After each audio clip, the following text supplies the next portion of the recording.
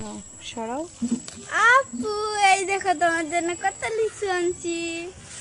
এগুলো কার জন্য আনছো? তোমার জন্য। Thank you. দাও। এই যে দেখো আমার ছোট বোন কোথা থেকে এসেছে, দিনাজপুর থেকে কতগুলো লিচু নিয়ে এসেছে, দেখেছো?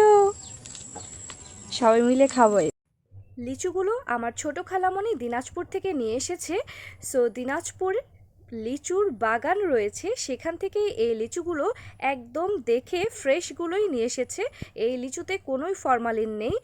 সো দেখো আমার তো লিচু ভীষণ ভালো লাগে, তোমাদের কেমন লাগে অবশ্যই কমেন্টে জানিয়ে যাবে। দেখো বন্ধুরা, ফ্রিজেও কতগুলো রেখেছি আর বাহিরেও আছে।